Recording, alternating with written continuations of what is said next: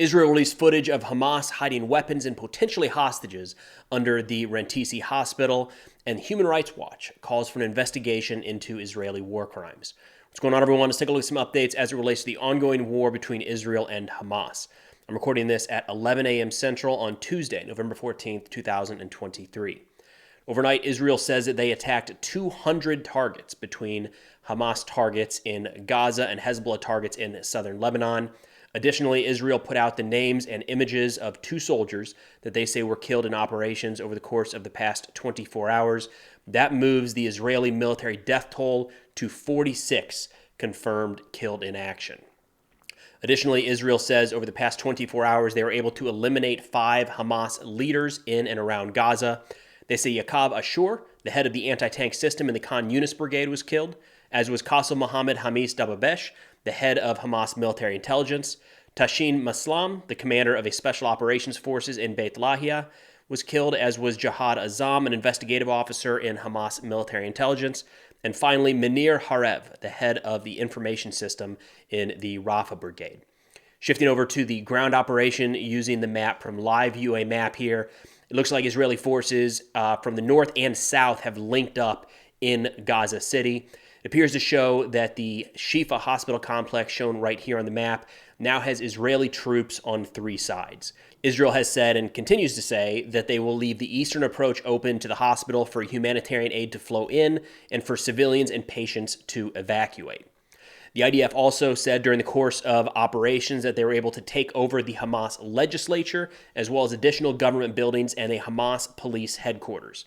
They say they captured an engineering building in the Gaza University complex, which they say served as an institute for the production and development of weapons, and another Hamas compound that included a training base, command center, interrogation rooms, and detention cells. From the Hamas side, they say that since the start of the ground operation in Gaza, they have damaged or destroyed 180 military vehicles, or 20% of the overall Israeli force. But as mentioned a couple days ago, we are still seeing a lot of information come out from Hamas, a lot of text statements talking about the fact that they have attacked or damaged or even destroyed Israeli military equipment. Have not seen a lot of videos or pictures in the last week or so. And any Israeli vehicle, even damaged, definitely destroyed, is going to be a major propaganda piece for Hamas. They're going to seize on that and push that out publicly as fast as they possibly can. I'd be skeptical that 180 have so far been damaged or destroyed. Just we don't have the pictures and the videos to back up anything near that. Now, the IDF released footage from their spokesperson in and around the Rantisi hospital in Gaza. This is as Israeli forces approached that hospital. They found munitions and rooms underneath where they say that hostages are believed to have been held. I'll go ahead and play some of that footage here. This is a covered tunnel. It's part of the same floor and it slides down here. So it's a covered tunnel so nobody can find it. This is Rantisi Hospital. And this is the place where I showed you the tunnel. I want you to see.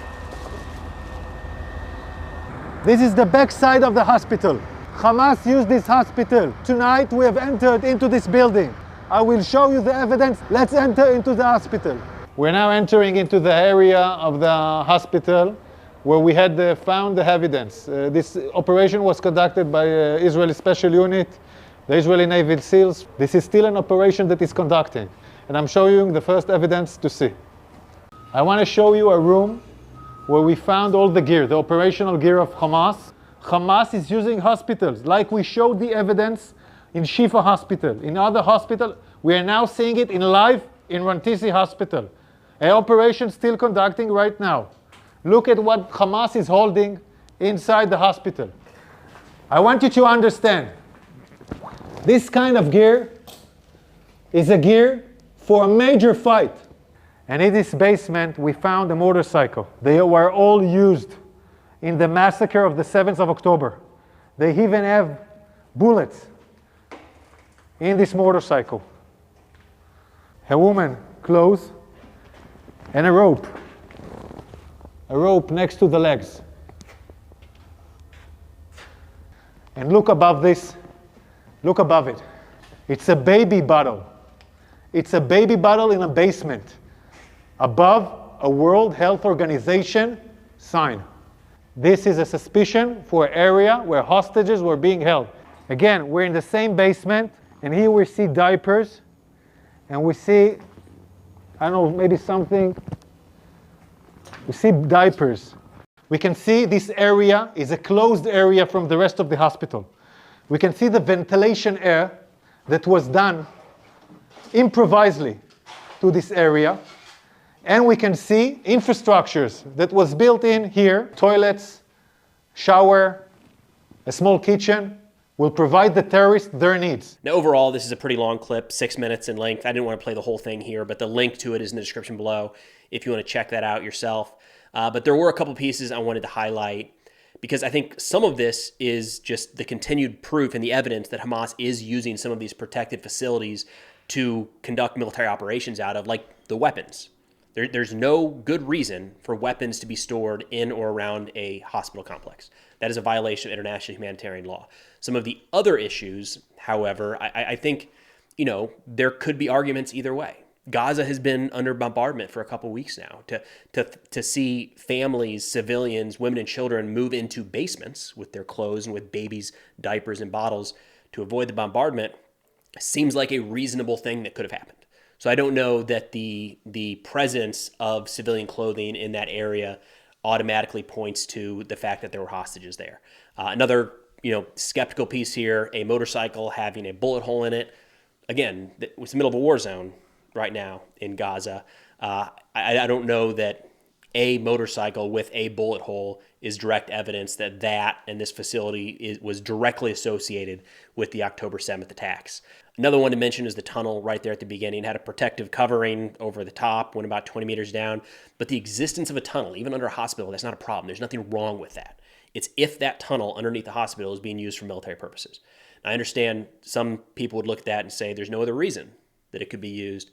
But, this is one of the challenges that Israel has right now, is they have to not just show that the tunnel exists, but show that these tunnels and these areas under hospitals, mosques, and schools are actively being used or have recently been used for military purposes. Now, Israeli Defense Minister Gallant seems pretty confident with how things are progressing in Gaza. He said in an interview yesterday, quote, "There is no force of Hamas capable of stopping the IDF. The IDF is advancing to every point. The Hamas organization has lost control of Gaza. Terrorists are fleeing south. Civilians are looting Hamas bases. They have no confidence in the government."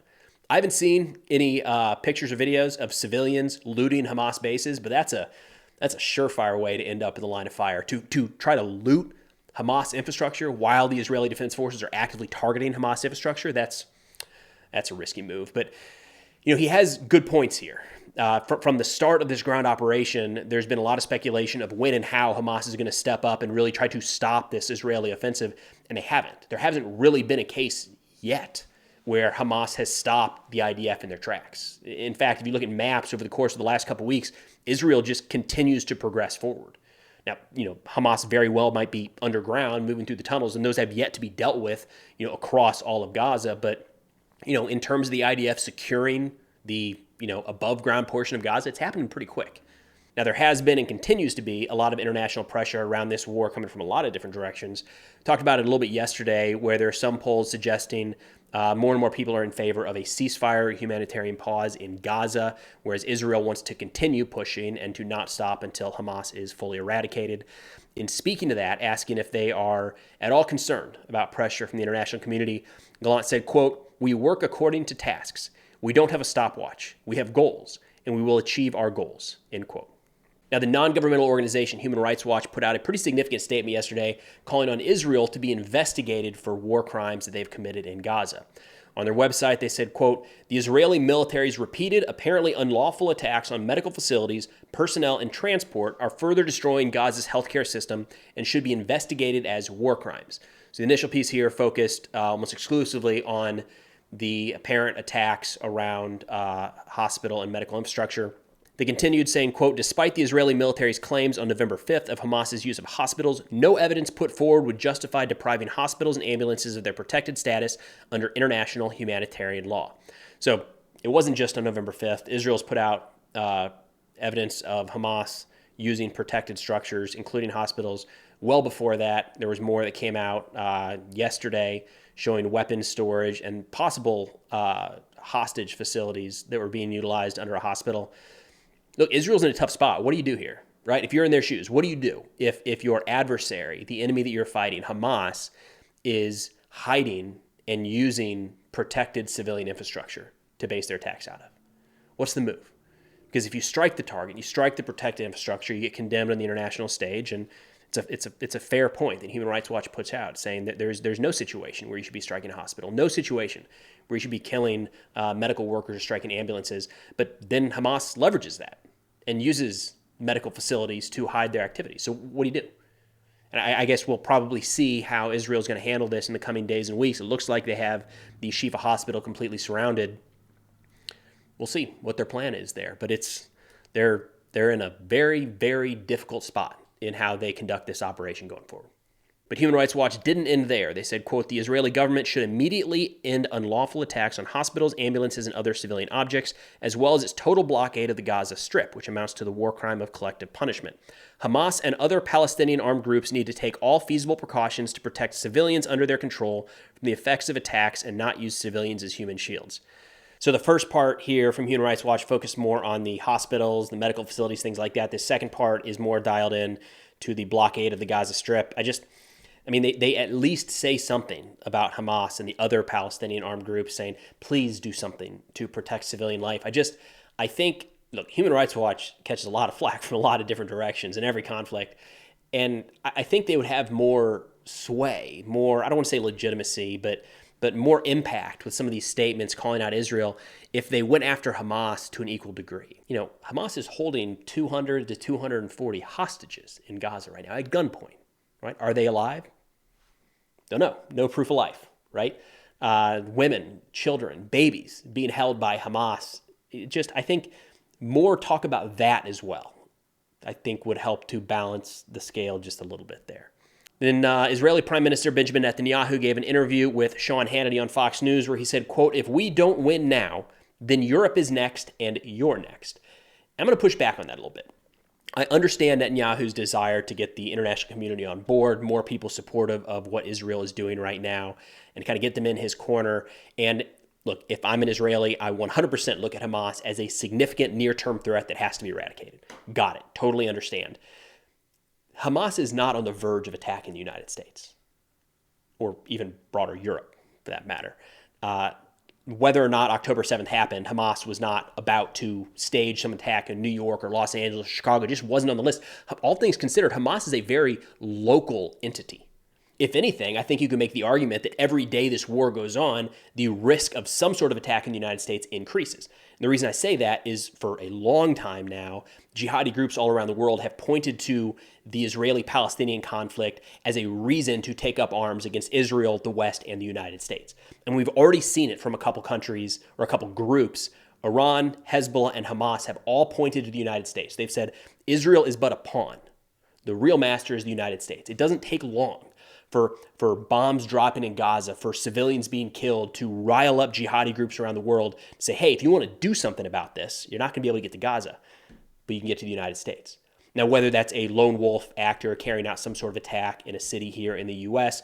or an international group that has the capabilities to do something abroad, either way, it's fuel for their fire. It's propaganda for these jihadi groups to take action that was not there prior to October 7th. Now, another way to interpret the kind of threat to the United States has to do with our interests abroad. Netanyahu kind of hits on that. He says, quote, the reason they're attacking Israel is this axis of terror understands that we're the forward position of the West and of civilization.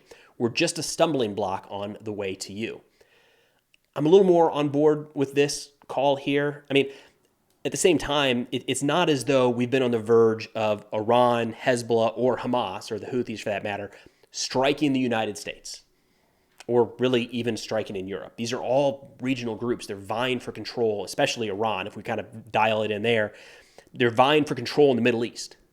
So, yes, we have interests in the Middle East and abroad, and if we were just to completely abandon the area, it would not be good for the United States big picture. But, I don't know that painting all of this as stopping the Iran, Hezbollah, Hamas threat in Israel before it gets to the United States, I don't think that's exactly the way I would phrase it. But that's all I've got for now. Of course, if interested in national security subjects, be sure to check out the sit reps I put out on Substack. Link is in the description below. 7 to 10 of the top articles each week, along with a few podcast recommendations. But thanks for watching. I'll see y'all next time.